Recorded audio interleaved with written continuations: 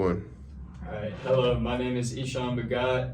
This is Satish Banjara. Satish. Are you a student here at UT? Yeah, I am. I'm a junior here at UT. What's your major? I'm a biology major. Biology major, okay, cool. So I'm doing a project for my health and society class, and I have a couple interview questions for you about obesity in Texas. Yeah. I don't expect you to know the answer to any of these questions, just give me whatever's off the top of your head. Cool. Alright, the first question is, do you think you could provide an overview of the current obesity situation in Texas? Yeah, I think so. I mean, it's kind of evident that obesity is a pretty big problem here in the U.S., specifically in Texas as well.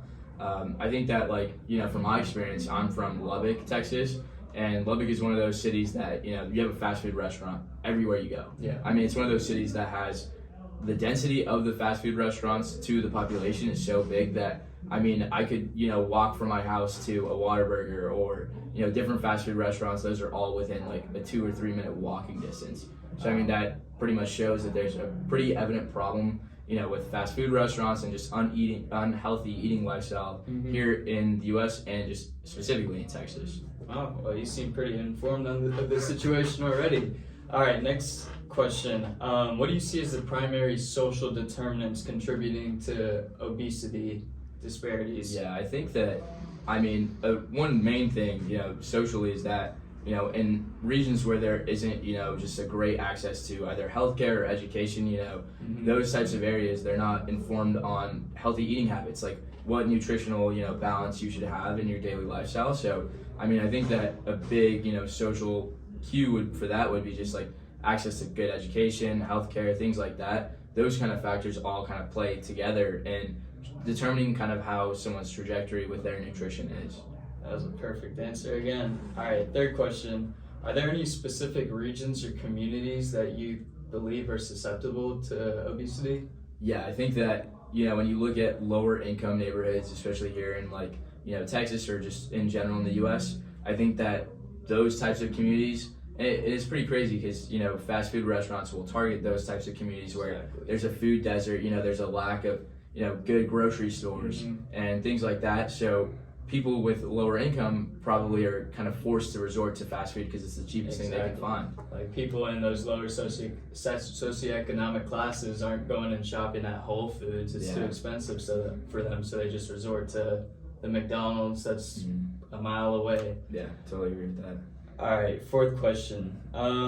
Have you heard of any initiatives or programs that aim to address obesity and promote a healthier lifestyle? Yeah, I think, this was kind of an elementary school for us. I think you probably experienced the same thing, but, in 2010, 2011, there was that Michelle Obama-backed initiative that was like the Let's Move Act, I think, or Let's Move initiative, that focused on, making the food in schools healthier because, obviously, nutrition starts at a young age. So if you can kind of teach, kids to focus on their nutrition and eat healthier and, be more active, be more physical, and have access to that, healthier food rather than just, that unhealthy food that was present in those schools. That, I think, initiative was one of the biggest things that I noticed and, impacted both all of us in our, people in college and, whenever we're going through elementary school, middle school, things like that. Yeah, I totally remember in elementary school when the food at the cafeteria switched up a little bit, and at the time I was a little bit mad because it was a healthier option, but looking back it was definitely a good decision. Also, the introduction of some physical requirements in your gym class, it was definitely a beneficial pacer test. Things like that. All right, I have one more question for you. How do you believe cultural norms, especially in a diverse state like Texas, influence eating habits and just physical activity in general? Yeah, I would say that, culturally it's very important. I know within my own culture, like Hispanic cultures, it's really important that you don't upset people by not eating their food. So a lot of the time you're like, just to make other people happy, you want to enjoy their food and eat as much as you can, go for seconds, things like that. So I think that, culturally there's a couple norms in my own culture, like Hispanic cultures or Arab culture. It's a lot of, you need to make sure you eat this food to show the people that you really enjoy what they do for you. The host. Exactly. So I think that culturally, there's a big impact on nutrition and physical health as well too, because those kind of just go together. Yeah, they go together. For sure. Well, thank you for your time today. Yeah. I hope you will. Yeah, and appreciate study. it. Yeah. That's it. Thank you.